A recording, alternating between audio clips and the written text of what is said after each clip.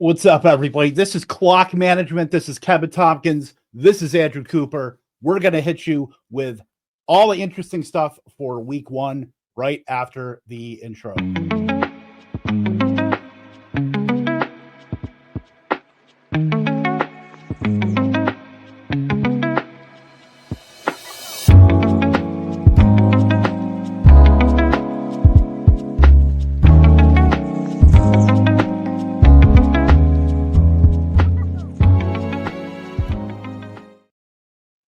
Hit you with that's some like Jamiroquai vibes. Like I like that. Yeah. Little lo-fi, little chill in the afternoon. Coop, what's up, buddy? I mean, we don't get to do this too often, certainly not often enough. But if you don't know, Coupe Fiasco on Twitter, Andrew Cooper, Fantasy Alarms, tight end guru, FSWA's Writer of the Year, Article of the Year. Like, if there's an award from FSWA, Coop probably has won it in the last couple of years. But how you doing, buddy? I'm doing good, dude. Yeah. So this is my first year actually winning any of them. I've been nominated a bunch. Every time I got nominated before, JJ Zacharias won all of those. So this is my first year actually winning, which is nice. So it's nice to be a winner. But hey, you know what? That was last year, bro. That was last year. This is this year. So forget the 2024. We're on to 2025, and we got a full slate on the books, baby. Yeah, man. We got our game tonight, but look, we have a lot of football. We have some data points. We finally have some data points that we can stop talking about what could be and talk about what is. But before we do that, a couple questions in the chat. Jason William here. Thoughts on Dalton Kincaid? And look, who better to ask than the tight end guru about someone maybe I'm not as much in on, but I know, Coop, that's one of your guys, Dalton Kincaid, that you had a pretty big stance on. So would you drop him for Jake Ferguson? Yeah, we would have liked to see Kincaid play more. Yes, the touchdown was nice, but it would have been nice to see him play a bigger snap share. He didn't quite get there this week. Yeah. The thing with Ferguson, the problem that I have is that if you truly believe that Ferguson is going to continue to get more targets than George Pickens week in, week out, then go for it. For me, I still have Lamb as a top dog, Pickens as 2, and Ferguson as 3. Some tight ends can get away with being third. Those guys are guys like George Kittle that run like a 4.52. Jake Ferguson runs a 4.8. So we have not seen the tight end that runs a 4.8 finish top 5 since Heath Miller in 2012. And you saw it this week. He got 6 targets, but only 23 yards because he doesn't really have the speed to get away from even linebackers and safeties. So for me, if I'm going to drop Kincaid, I got to drop him for somebody with a little more upside than Ferg personally. I mean, if you want to play it real safe, go ahead. But I don't know. Ferg just doesn't excite me. Doesn't get me all fired up. Yeah, he is definitely the yin tight end, to be fair. As far as if one of those wide receivers were to go down, though, I would definitely be in on Ferg because they really don't have another wide receiver that's going to come in and get 7-8 targets, right? Yeah, like they use Turpin on like a lot of like the periphery stuff. They use him on the design stuff, but he's not going to be earning targets. Like you're not going to see, it's kind of like what we see with Philadelphia, where like one of those guys goes down. It's not like, Jahan Dotson comes up. It's just concentrated with 2 other guys. It's kind of the same thing. 170-yard game last year for Goddard when those guys are banged up. And then same with Cade Otton at times. I think Brenton Strange falls into that category now too, right? Where we saw, we'll get to those games, but like there's a lot of tight ends where they're one wide receiver injury away from being awesome. Jonnu Smith last year. Yeah. And Jason back with one more thoughts on Stephon Diggs, dropping for Hollywood Coleman. Keon Coleman, big game, by the way. Keenan Allen, big game. Hollywood might be earning some targets, depending on what the health situation is in Kansas City. But thoughts on that before we hop into what we're going to talk about today.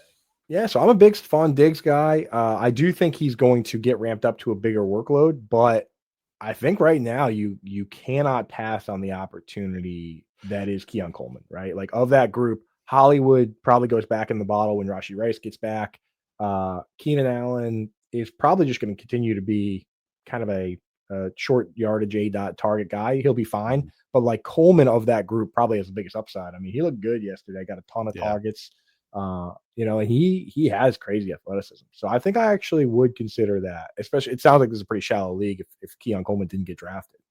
Yeah. And look, we kind of have to adjust our priors because, year 1 for Keon Coleman didn't look great. I think we get spoiled by a lot of the rookie wide receivers just absolutely crushing right out of the gate. So, it's going to take maybe 1 or 2 years for like these guys. This is like the normal wide receiver trajectory where, not everybody can be Jamar Chase or Brandon Ayuk or Justin Jefferson or anything like that. So, we definitely Keon Coleman is very, very interesting as far as an upside in an offense, is going to score a lot of points. Right. But let's talk. And I never thought I'd be talking about, I guess maybe, but like, are the Cleveland Browns like moderately interesting now? Because now we have possibly our tight end star, Harold Fannin. Like, this isn't just like package stuff. He ran 66% of the routes, 7 for 63 on 9 targets. Like, ran a little bit more in the slot than David Njoku did, but a lot of the tea leaves were that, it was possible that they could run a lot more 12 personnel. Harold Fannin could jump into the slot because they really didn't have a slot guy that they had Jamari Thrash and that time, they had Deontay Johnson in camp and stuff like that. But, it was never really a solidified thing. You had Judy, you had Cedric Tillman that was pretty solidified on the outside. And then it was kind of, what are they going to do? And then bringing in Fannin, obviously in the 3rd round, maybe they could do that. And then he had a really good training camp, really good preseason. And now we saw it kind of manifest this week with Harold Fannin 7 for 63 and making this Browns offense along with Dylan Sampson pretty interesting. Like, what are your thoughts here on Harold Fannin going forward? And are we is the hype justified in like maybe shooting the moon and just adding him universally now? Yeah, I mean, definitely in deeper leagues, or if we did have a couple tough injuries. If you lost Kittle, if you lost Evan Engram, like we don't know if those guys are going to be back playing. With this team, I mean, this is the Joe Flacco experience, right? 48 pass plays, I believe it was on the week. Like that's what he does. He plays huck it, chuck it football. As long as he's the quarterback, then we're going to see big volume. The thing is, like technically, when you look at the routes run, Fannin was 4th on the team behind Judy, behind Tillman, behind Njoku himself. Yep. And then he was 4th there. So I do have a little bit of concern. I honestly don't know for sure if he's going to be my top tight end waiver ad this week. There's one other name out there that I wanted to bounce off you is that Juwan Johnson quietly played 74 of 75 snaps, got 11 targets, and with Chris Olave back in the tent, who knows over there? So I still got to do my research on that. It's either going to be Fannin or Juwan Johnson, but I mean, you have to be pumped if you have Fannin in Dynasty, right? Because we didn't even know if he was going to play. Some of these guys didn't even play. Terrence Ferguson hardly played. Even Elijah Arroyo took a backseat to AJ Barner. We thought he might get a pass roll. Randy Gadsden wasn't even active. So in Dynasty, this is a huge win for a rookie to go out and get 9 targets in his first game. So as long as Flacco is a starter, this is a guy you can start. And I would definitely be looking to add him if you lost, if you lost Kittle or Engram, or even if your tight end's like Tucker Kraft and he's got a bye week 5. Kyle Pitts, Tucker Kraft. I mean, week 5 bye week means you need to add somebody during the month of September. So you might as well take a little peek, right? So if your tight end is Kraft or Pitts, definitely give it a look. Because, I mean, he looked awesome with the ball in his hands, right? Yeah, I mean, duck-footed, running style aside, certainly. But look, dude made it work. Had like the best collegiate tight end season like of all time. Yeah, like that conference. It just all the records are in that conference, right? I think Corey Davis has the most receiving yards ever over there. Case Keenum, was he that conference or was he a different conference? He was. I think he went to Houston, I want to say. So that's one of those weird schools. Yeah. So, but yeah, the records come out of there. But I mean, hey, this guy, dude, I mean, he looked as advertised. Sure hands, stayed grounded on everything too, which a lot of times you see these rookies or young guys, they jump or they feel like they have to do something right when the ball gets to them.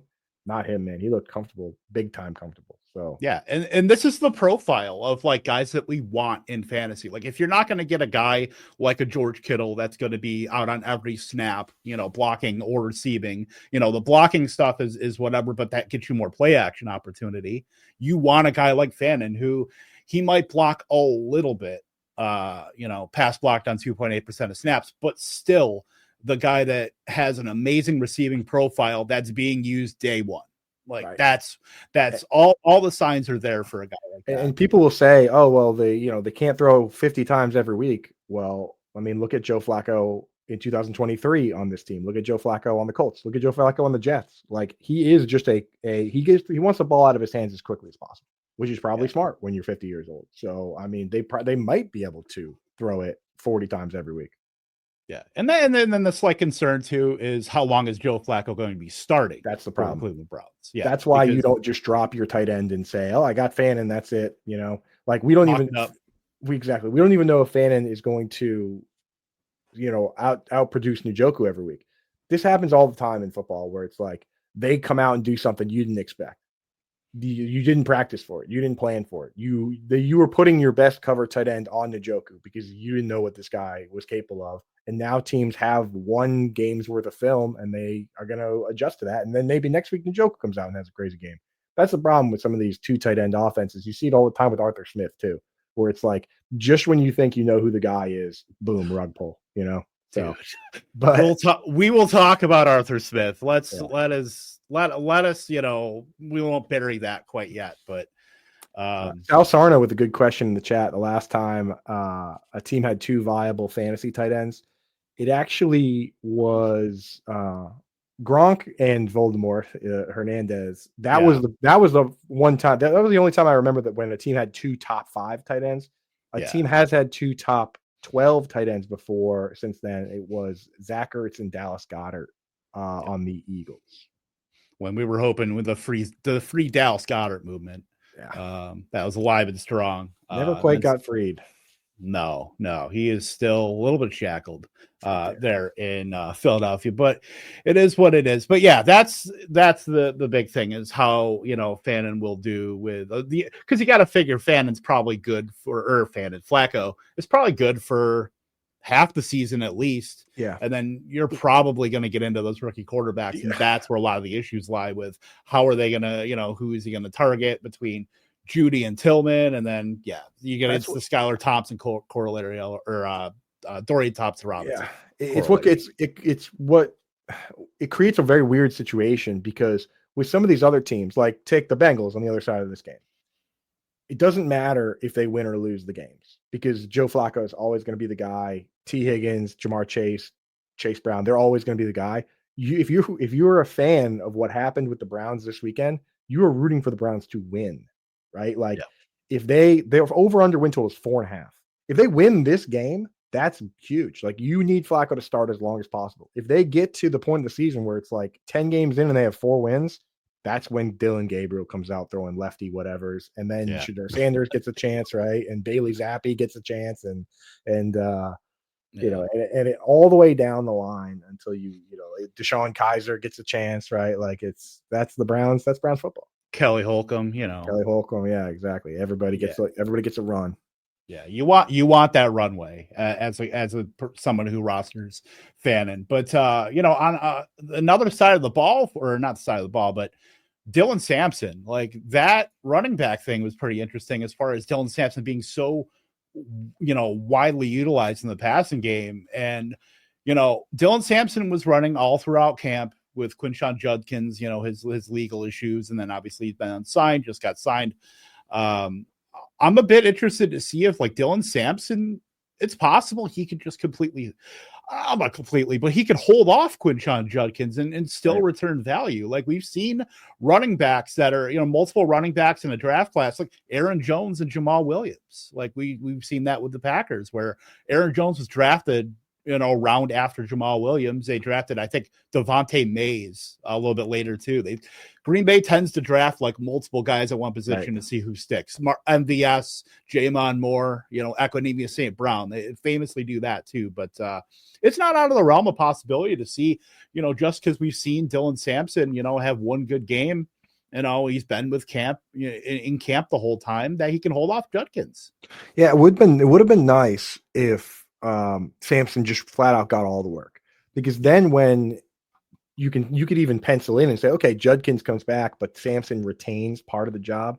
The annoying thing is that, and Nathan Yonke does really great work with utilization over at PFF. So I went and he posts charts sometimes of the running back usage. I know. So I went and checked that out, and I was surprised because I was like, wow, Samson, from what I saw, I was like, Samson played the whole dang game. And then when I was rewatching the game and kind of checking out the charts, it wasn't necessarily the case. It was annoying that so he got the early downs, he got the short yardage work, except for goal line where Jerome Ford and Raheem Rocket Sanders who ended up scoring a touchdown. And Rocket got the touchdown. So there were 5 goal line carries. Rocket got 2, and Jerome Ford got 3. And then on third downs, Jerome Ford played 12-2. That's per PFF data. So, and the 2-minute drill was also Jerome Ford. So that does scare me a little bit. I still do the RB questionnaire over at Fantasy Alarm where I'm going to update that. But it's like, you got to roster Samson right now. I'm hoping that Jerome Ford just kind of goes away. Like he was very close to just being gone. Like if Judkins didn't screw up, Jerome Ford had to renegotiate his contract and take less money just to stay. Like he was Jerome Ford would be a cowboy right now. More than likely. It was so close to being gone, and then now he's just like annoying. Because if it was just Judkins and Samson, that would be great. Yeah, that's what we want. I have a feeling Jerome Ford's not going away anytime soon, which is awful. But that's fantasy. That's the stuff we gotta. But efficiency breeds opportunity. So you're just hoping that. I have no interest in rostering Jerome Ford. No, I don't either. I mean, he's, I would outright drop him. Yeah. If we see him, Samson close the gap on Ford in terms of routes and snaps. Like once we see that, then I think it's Jover as it gets. Right. And you also have to, every time with rookies, every time you have to leave room for the possibility that Quinshon Judkins shows up and he just doesn't get it, or he's just not good. Like there's some of these guys just don't figure out the playbook. They can, especially on pass downs, they never get a chance to play because they don't understand it. So you have to leave room for the possibility that Quinshon Judkins shows up and he's just not good. Like you said, our running backs from down the depth chart beat out the other guys all the time, Yeah. Yep. Exactly. So we talked about one tight end. Let's talk about another. Let's talk about Tyler Warren. Awesome. In my famous stance, and I've been proven wrong time and time again, and I'll be wrong about a lot of things. Just yesterday in the group chat, talk about JSN. Dude comes out and gets 90% of the air yards. For the Seahawks. So the timing of you saying that made me so mad, dude. I was so mad at you. I put my phone down, and I would literally. Me and Laney just watch football without my phone because I was so mad at you. And then as I'm watching the game, and he gets the 13 targets, I was so ready to go back and just dog you, but I was like, you know what? I was like, you know what, dude, he sees it. He sees the targets. So, but dude, JSN, a bad pick at ADP. I was steaming, dude. I mean, look, that was a week ago, Kevin. The things have changed. Monday morning, Kevin. Yeah. I mean, you know what? He could still be a bad target because I don't know. The Seahawks look whatever. But we can talk about the Seahawks after. Let's talk about Tyler Warren right now. Yeah, let's talk about Tyler Warren. That's the good news. That is that's a great news. I mean, if you're in on top, because Tyler Warren, I think there were some warts. We all want the next Brock Bowers. I mean, trust me, that's what we all want in fantasy. Tyler Warren was kind of getting talked up about that. And, there were some holes in his profile just because he, was a 5th-year guy that he produced in that 5th year that really couldn't get over the Theo Johnson and Brenton Strange hump. So that was some concern there. And then how Indianapolis has historically used tight ends, where they've had the Mo Alley Coxes, the Andrew Ogletrees, the Will Mallorys, all these just jags at tight end. And then, they go and draft a guy and you want to kind of hold on to those priors. But obviously Tyler Warren is different. The fact that they used him just, Mo Alley Cox was still involved 33% of the routes. Ogletree was hanging around too. But to see Warren at the outset lead the team in targets, 7 for 76, 73% routes, definitely a great sign for a guy that we're probably going to be putting in the top, at the very least, the top 10. Yeah. And here's the real killer. Like this is what separates someone like Tyler Warren from some of these other guys, right? This is the big difference between Fannin and Tyler Warren, is that imagine a situation where you have the Browns and they go out and they do what they did, except instead of Jerry Jeudy and Tillman playing 67 snaps and getting 8 targets apiece, one of them only plays half the game because that's what you got with the Colts. That's the big difference maker, and why it's wheels up for Tyler Warren is that Josh Downs, a lot of people looked at his metrics, his yards per route run, his targets per route run, all that stuff, and they wanted him to play more, and he simply didn't. He simply didn't. He's a part-time guy that only plays slot in 3 wide receiver sets, right? He played just under 50% of the snaps, ran just over 50%. So we're talking 49% of the snaps, 51% of the routes. That leaves the door wide open because Alec Pierce is the field stretcher, and he's just not really, unless a team is just brutally bad with safeties or they play a ton of man-to-man and they're just getting beat. Like Alec Pierce is not a guy that needs 9-10 targets. He's just not in his role. So it's going to be Pittman. And then since Downs is a part-time guy, Tyler Warren is wide open to be a top 2 target on the team. And he got 9 targets this week. He got a carry, which we wanted to see that too because of his profile. Like to me, Downs moves down, Warren moves up, and that's all you need in this world. Because the reason we say top 2 target is because the number 1 tight end season of all time was Rob Gronkowski in a year where Wes Welker got 173 targets.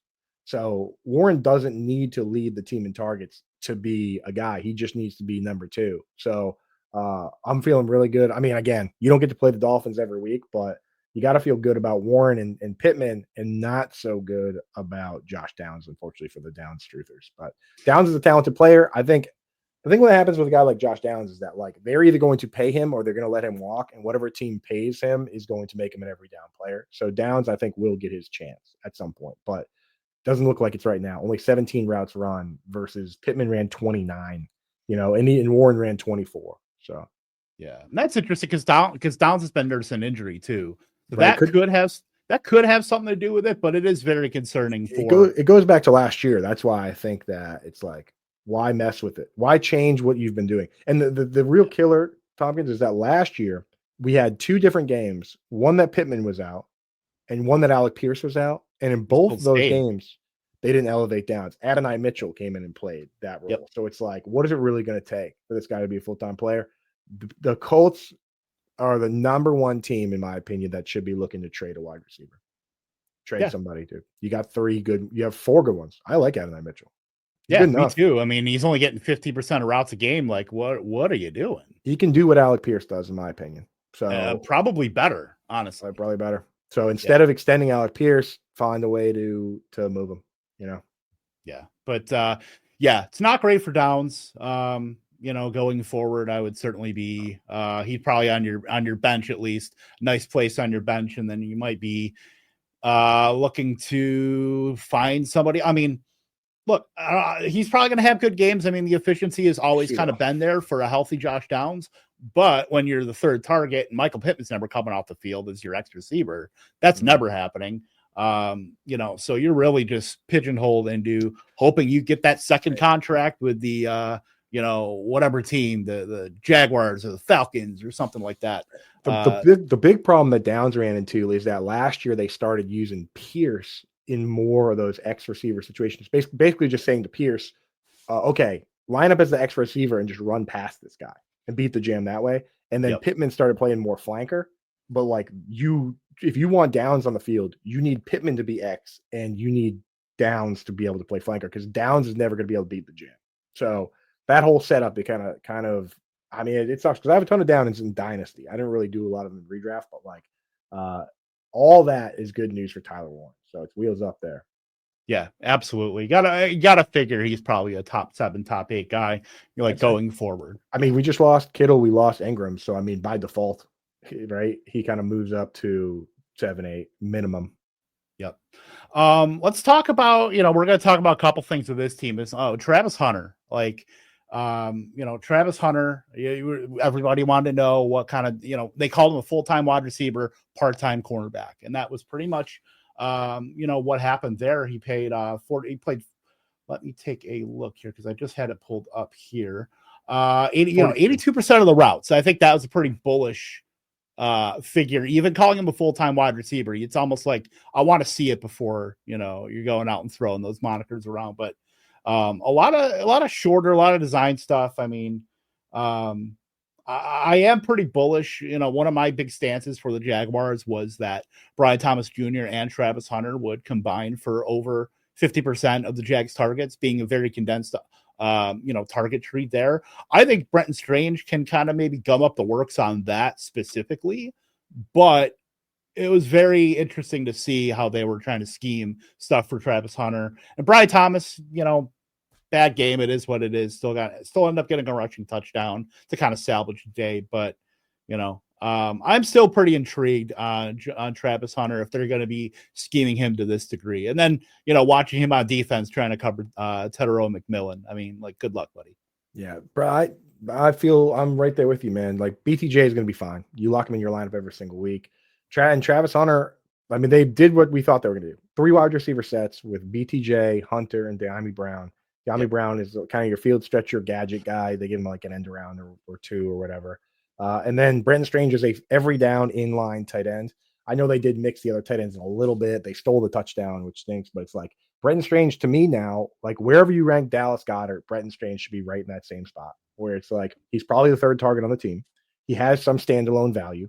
If one of the wide receivers gets hurt, now all of a sudden he's a guy that we're excited to start. We're excited to use in DFS. And he is a DFS play in general, depending what his price is going to be. But once again, 23 of 34 routes, fine. 4 targets, tied De'Ami Brown for 3rd on the team, fine. He's just another one of those guys that's like a back end tight end 1, tie end tight end 2. I'm not going crazy to get him, but you can definitely start him while you look for a breakout or while you wait for a wide receiver to get hurt. For Brenton Strange, you really were rooting for Travis Hunter to fail, and I think that this week shows that he's probably not going to.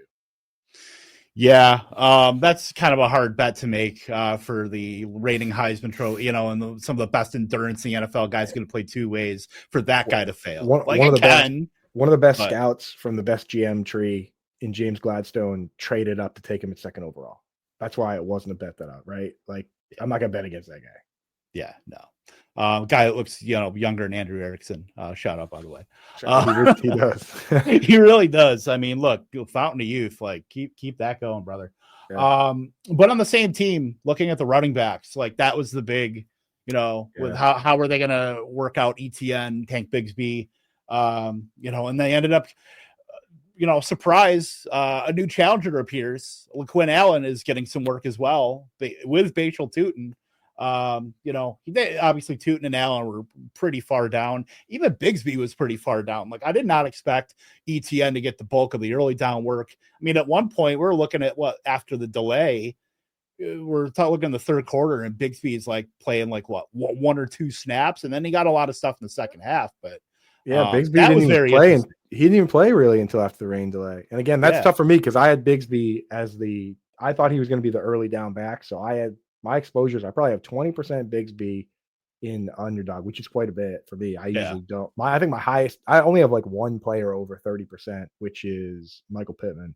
Everybody else is like 25 highest. Even I drafted Pittman. That should tell you something. I had Bigsby at about 20, and I had ETN like 10% because I was just kind of making sure I got one of them. I didn't have a ton of Tootin. I have no LaQuinn Allen. I mean, like, obviously we all knew the name, and there are people out there that were beating the drum, but I mean, he played a little bit. He played a decent amount. So yeah, Bigsby definitely on the back burner for now, especially because ETN showed up. Like, you could have hope with the usage game. You can look at it sometimes and say, okay, well, this guy got all the snaps, but he didn't play well. Like, with the Patriots, Ramondre Stevenson played more in all phases, including pass downs, but he didn't look great. So you could still say, hey, you know what?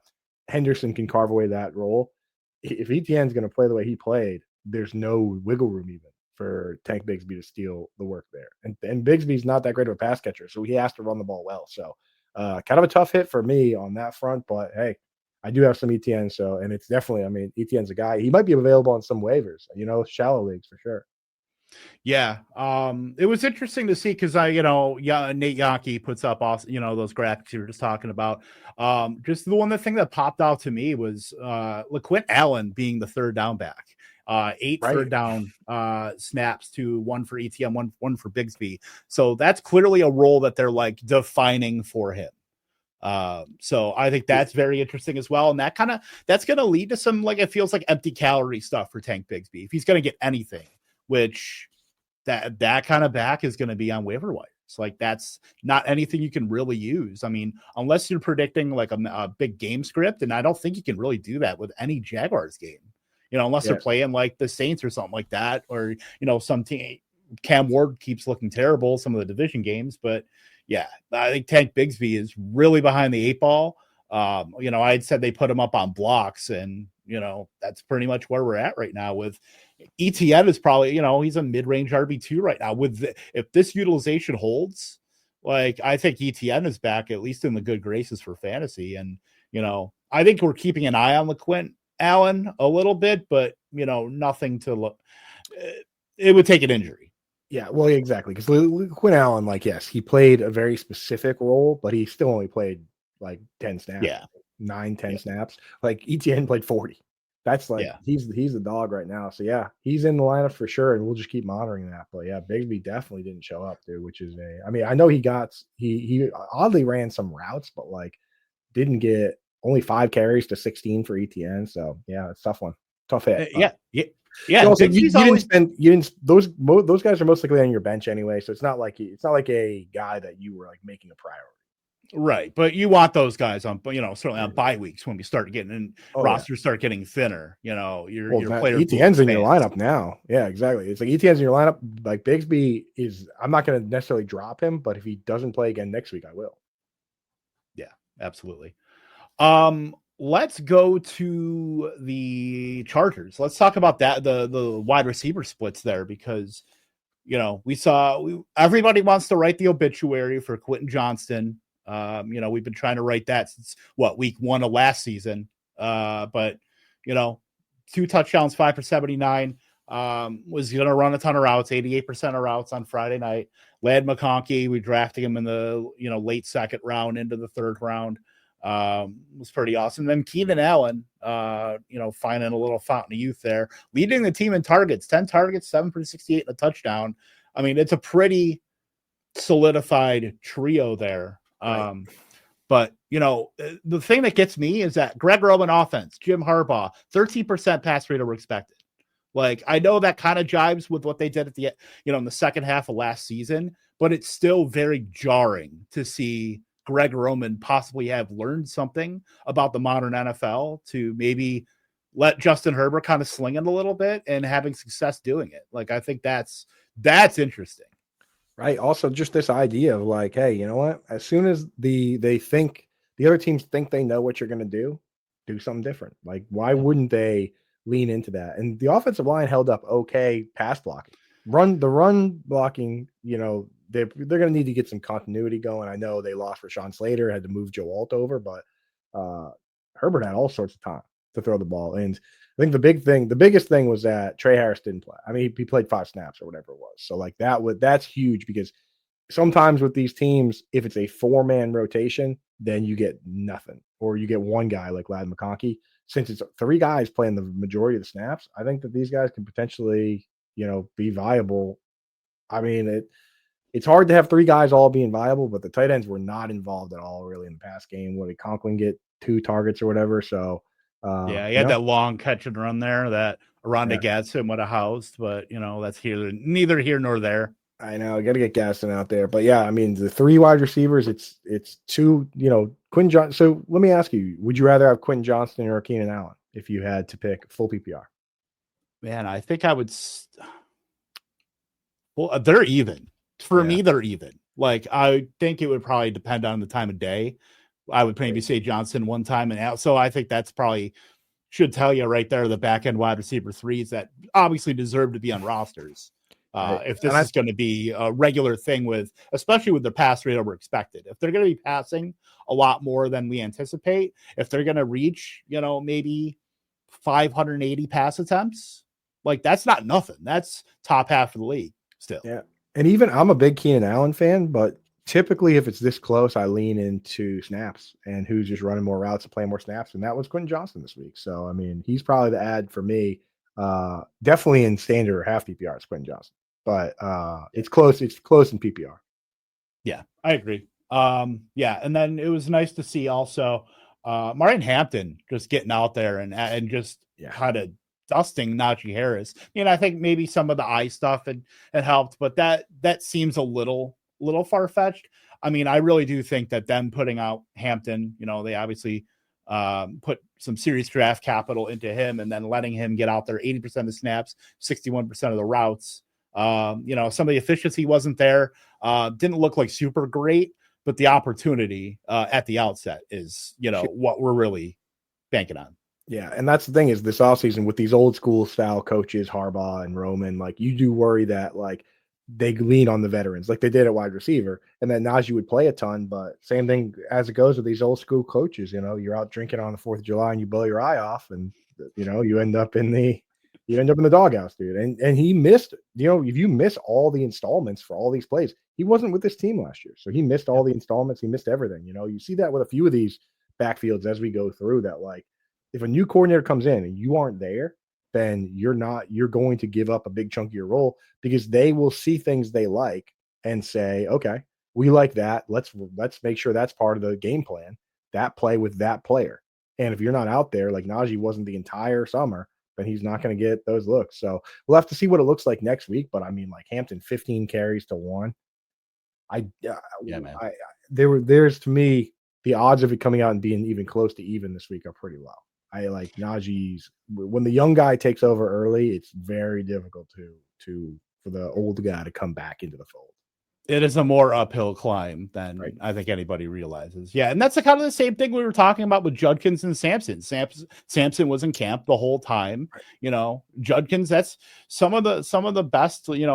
Reps that you're going to get are so you don't get bad habits, with your team. You get those early training camp OTAs, stuff like that. And Judkins not being with the team at all, that lends a little bit more credence to the Dylan Sampson, stuff. And how many times have you heard former quarterbacks that are calling the games say, like Tom Brady says it all the time, Tony Romo says it all the time, Kurt Warner said it on the YouTube broadcast. When a team goes out there on 4th down or a two-point conversion, they say, oh, great. Now we get to see their best play, right? Like now we get to see their best play. And that's a play that like all summer they're doing these 2-minute drills, these goal line drills. And this play is just working and working and working, right? If you're not even there, like Quinshon Judkins is never going to get that play call because they don't have a play for him because he's never played for the team, right? Yeah. So it's like, it is kind of interesting that like guys like Amari Hampton and Dylan Sampson, like they might have that play. It's like a fake handoff off the gut, and they flick it to the running back around the edge, and it's working every time. Like, that's why, especially with new young guys and new offenses, you got to earn those plays. Yeah, absolutely. We did talk about Gadsden too. Like, it would be nice to. I like seeing the clunky white dudes just running out there like Will Dissly and Tyler Conklin, but like, shout out Syracuse, dude. I mean, shout out Q's. Get the dude active. Like, honestly, it makes no sense at all. Classic, dude. I had to get that in there. Yeah, there's a few things that made no sense at all this weekend, man. Let me tell you. Anything on your mind? The Brock Bowers usage was dumb. Yeah. We did. We were. I watched the Patriots because I had the Patriots game on my 1:00 on my side TV because I'm a Patriots fan, and I'm just like, what are they doing? Like, why isn't their best player on the field every play? Because Jacoby Myers and Brock Bowers are their best 2 players, and I get it. They like Trey Tucker, and they want to get Dante Thornton out there, but I don't know. Maybe the knee was bothering him coming into the game, and he did leave with a bit of a knee issue. So that's my thoughts. That maybe he's been kind of dealing with this knee thing. They knew he was going to play, so you're not going to put him on the injury report. But that made no sense that he would be that he wouldn't be out there for 90% of the snaps. Yeah, that makes no sense at all. No. Honestly, like, yeah, I understand wanting to get other like Michael Mayer and all these other guys, but like, especially because he looked off your nose to spite your face. Exactly, and he looked great. That was the most annoying part is that he still had 100 yards. Like my targets per route run leagues, crushing. Yeah, crush it because it's like he looked so good when he was out there that it's like, okay, just leave him out. Why are you taking him out of the game? So that was super annoying. Trying to think what else. Not really. There wasn't really too much else where I looked at and I was like, this is odd. This is like really strange. That one really jumped out. Yeah, let's hit. Well, we got a couple questions about a certain Denver Broncos wide receiver, Twitch Gang. I know you have your glasses out for that. So actually, the Twitch glasses I was wearing them yesterday, but I have my Miami flu glasses that we'll wear instead of Twitch. There you go. Do you think Marvin Mims is droppable? I mean, it's funny because you and me talked about Evan Engram during the offseason, and the hope was that the routes and stuff would consolidate for a guy like Evan Engram to be like the clear second target behind Cortland Sutton. And we've really just seen the status quo with Sean Payton and how he manages all this personnel. We saw Marvin Mims more routes than he's gotten. Like last season, he didn't have one route share over 50%. Right. So you saw him get 63% of the routes this week. Obviously, 3 for 12, 4 targets, not great. But 11 Broncos had a target, not one, and one of them was not Pat Bryant. Like he was just out there. He played like 2 snaps. He ran like 2 routes, dude. Right. Yeah. So with Marvin Mims, I wasn't really in. I was in on Sutton. I was in on Engram. Engram unfortunately left with a calf injury. Yeah, so that's rough. Yeah, not ideal. He got 4 targets. I mean, the thing with Mims is that last year, he had the most insane usage in that 70% of his targets, 70% were at or behind the line of scrimmage. Yep. They were virtually all screens. And the only other guys I've seen have that level of usage was legit like Laviska Shenault one year. Rondale Moore, yeah, like they were really manufacturing the touches for him. It was basically either it was screens or deep balls, which if you're really good at those, you can get away with it. I mean, Santana Moss used to kind of be like that. That's what we want with like Xavier Worthy. We want him to get the manufactured stuff and then also get the deep stuff. And you got to have at least some intermediate routes, like a comeback or something that you can, crossing route or whatever. Yeah. So the problem is that just like last year, one guy ran 90% of the routes and then everybody else was 60 or below. Right. So even Engram before he got hurt wasn't running as many routes as I wanted him to, so really right now is Sutton and then nobody. When Engram went down, Lucas Kroll stepped in and like we watched that last year and it wasn't that great. So we'll have to see what Engram looks like, but it's Sutton and Engram. What do you make of this running back situation? Because Dobbins played more. Harvey looked pretty good though when he got the touches. How are you feeling about the Harvey situation there?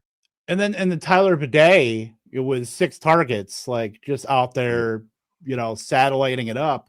Like Harvey looked that one long run that he looked like shot out of a cannon. Like he did look really good. But yeah, I mean, I think this was always the thesis of the play where you knew it was going to be more of a split. And we know Sean Payton, the typical how he manages everybody, especially in the run game. So like, I'm totally fine. He's had multiple backs be fantasy relevant. I mean, just going back to the Saints with the billions of running backs, Pierre Thomas and, it's a laundry list. So I'm not super worried. I mean, we all want pieces of this, Joe Lombardi, offense where they're going to be funneling high value touches to all these running backs. And even, J.K. Dobbins is a pretty viable, like flex play. I mean, as long as he's going to get 53% of the, the rush attempts, I mean, I think he's certainly very much in play there. But even RJ Harvey, I think it was interesting to see that. And we just said, efficiency breeds opportunity. Hopefully we could see a little more out of him, but I don't know if he's like right there in terms. The big problem, encouraging. The big problem you run into with Harvey from this week is that, so this is a game I did go back and watch this morning, and they had a 2-minute drill. And Tyler Bidet got the snaps. And the reason that it's so important to be on the 2-minute drill is that you don't have substitutions until you call a timeout or the 2-minute drill. Everyone stays on the field. You have to know all the plays. You have to know all the schemes. But when you're that guy, you get a lot of those snaps. You get them in rapid fire, and you can get like 3, 4, 5 targets just out of nowhere, right? And Tyler Bidet got them. Then when they called the timeout, it was either a timeout or they hit the 2-minute drill. J.K. Dobbins came in. So RJ Harvey got none of those snaps. That tells me that they don't trust him to either know enough of the playbook or know the pass blocking schemes. You cannot be Austin Eckler. You cannot be Alvin Kamara, which was the hopes for guys like Travion Henderson and RJ Harvey. You cannot be those guys unless you're the 2-minute drill back. It's simple as that. You don't get to a 10-target game as Alvin Kamara or Eckler unless you're like the go-to guy when the team says, okay, we're going to throw 10 passes in 4 minutes right now. You know what I mean? You got to be out there. You have to be out there. So for Harvey right now, he for me is a guy that I am only starting in very deep leagues. and just cross our fingers that he runs away with that job. Again, Kamara didn't quite have that job as a rookie either right away. He was kind of behind it. He really didn't go crazy until they traded Adrian Peterson away. So, you just got to hope this guy figures it out. But as of right now, not ideal that he didn't even get in when they switched the back out. He was not great. Not great. Yeah. And I have a ton of RJ Harvey. I have a lot. I know you do. I know you wrote an article on Fantasy Alarm about RJ Harvey, and he was the guy I was drafting, like because I like Trevion Henderson. I drafted some, Marion Hampton, but like that because of where he kind of fell in like the 5th round or so with a lot of good wide receivers, right?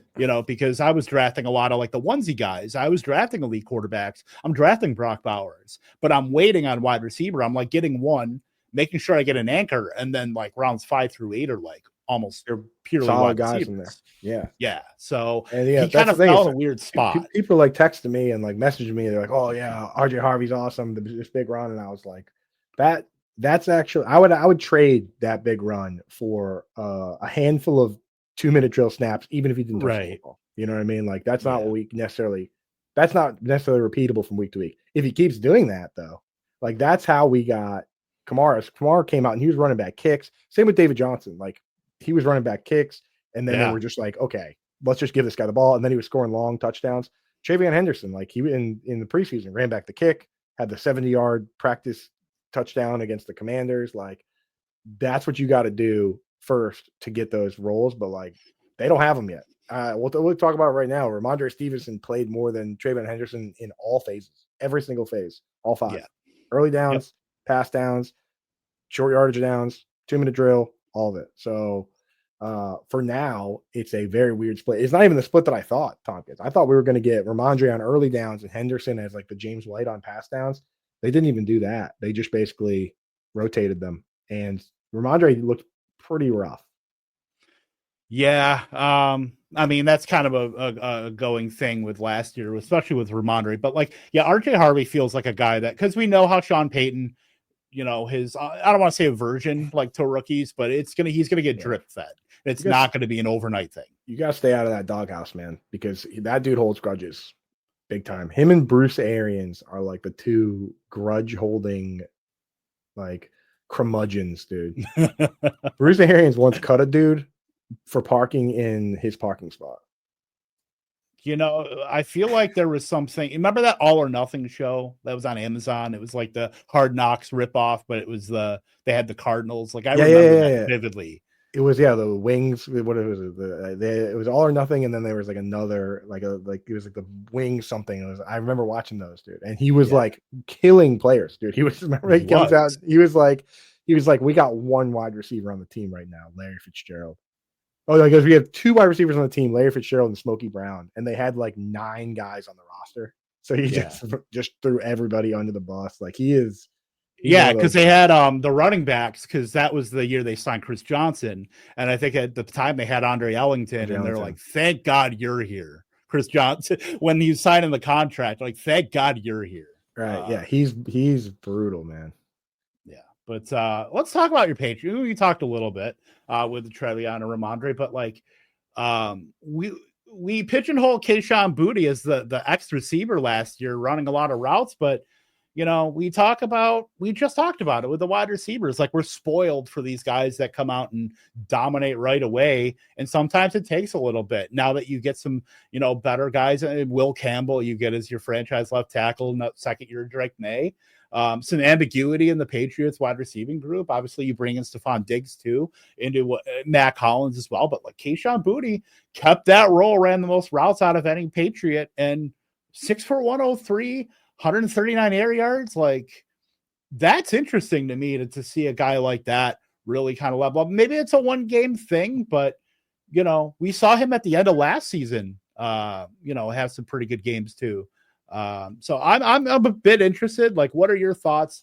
Because this is something they desperately need. They don't have a lot of guys that you can depend on in the wide receiver. I mean, Diggs for the most part, Pop Douglas, pops every so often, no pun intended, but. What do you think about Boutte here? Do you think this is an aberration, or do you think this is something he can build off of?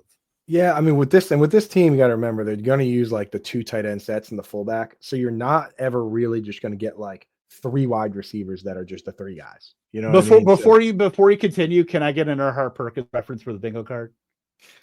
Oh yeah, dude. The Earhart Perkins system, dude. The 2 tight ends, the fullbacks. So I'm not entirely sure if they did use a ton of fullback yesterday. They did draft a kid named Brock Lampy, but so you're not going to get 2 guys. Fullback name. Ooh. Yeah, oh yeah, big time. Let me see if he played here. I don't think he did. I think it was just Henderson, Stevenson, Gibson. I don't know if he was active, but yeah. Let me just check real quick just to be sure. Okay, yeah, he did not. Yeah, no fullback. But they used, Austin Hooper, 23 snaps. Kyle Williams hardly played. We know that. Keyshawn Butte was the top guy. The question is whether Diggs was eased in because of coming off the ACL or whether he's just going to be a kind of part-time guy. Demario Douglas actually ran more snaps than him, but Douglas is, you're kind of, again, Pop Douglas is kind of the gadgety slot guy. I think Butte probably does need to be added in deeper leagues just because he came out and led the team. If you lead the team in snaps, routes, and targets, you got to be considered. Right? Yeah. Hunter Henry was actually second on the team in snaps, and he tied with him for targets. So we like Hunter Henry. The one thing with Hunter Henry that I did not like to see is that he was asked to block on a lot of pass plays. So he actually played like the entire game, but didn't run all the routes because he had to block on 9 pass plays because were struggling with Max Crosby and that pass rush. That's not going to be every week, but you don't want to see that, So, but I'm feeling good about Henry. I feel like it's like Henry, Butte, and Diggs. If you drafted Kyle Williams as of right now, you can probably drop him because he didn't play.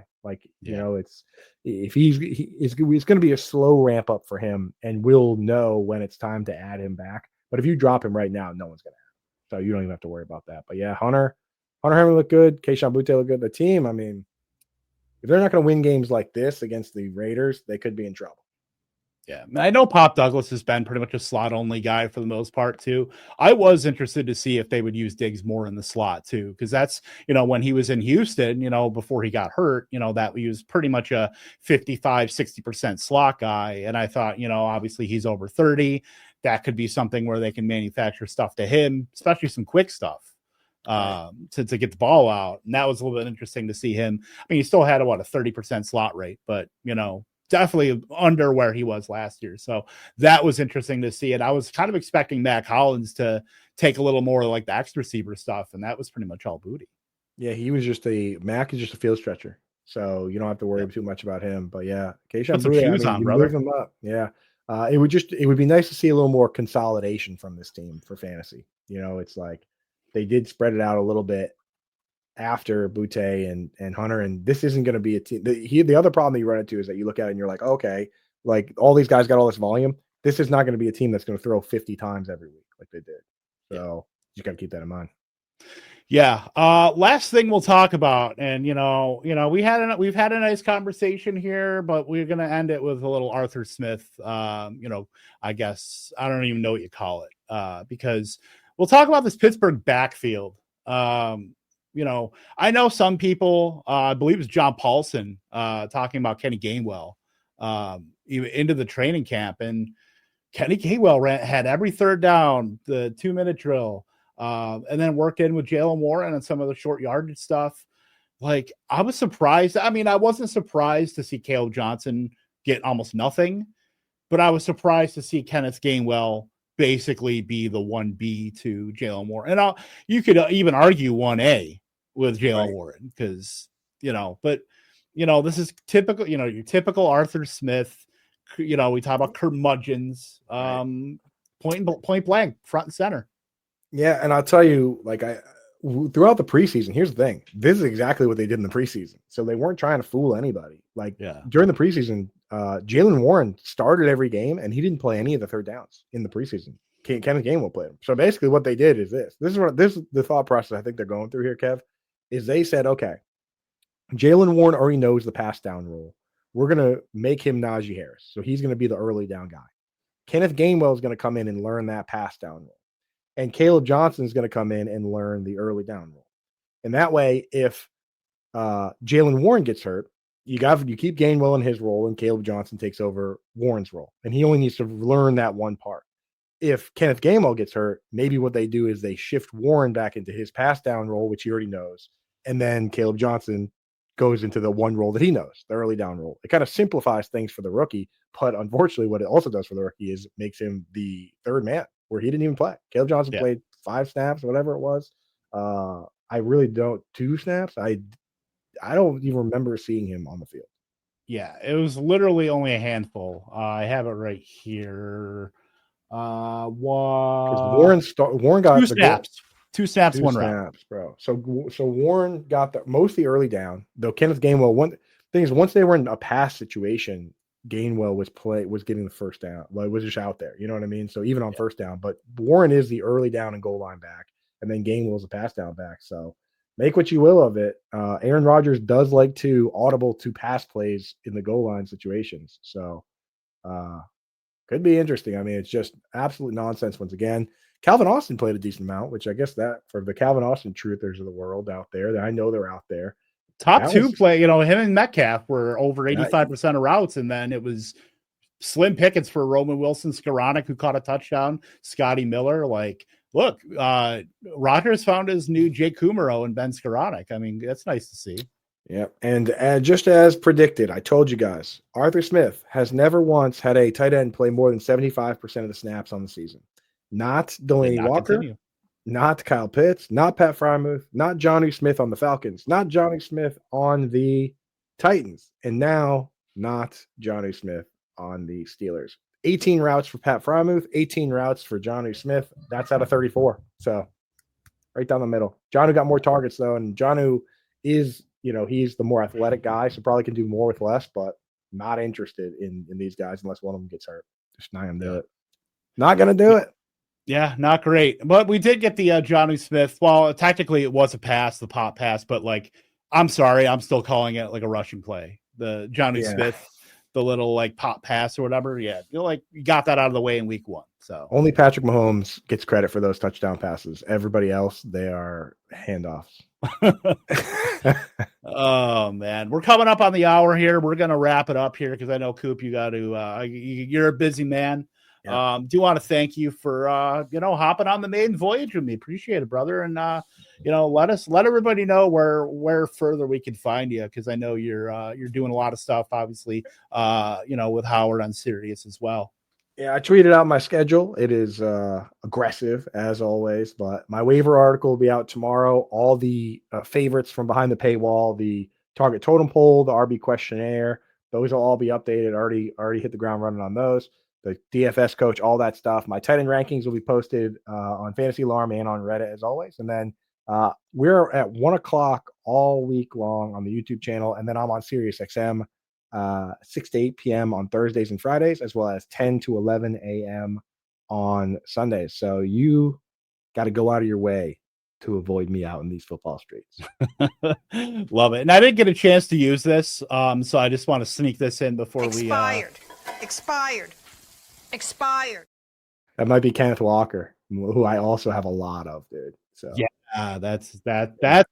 I do got to jump, brother. Thank you so much for having me on, man. Yeah, we'll hop off here. We will see you same bat time, same bat channel here on Optimus Fantasy. Toodles.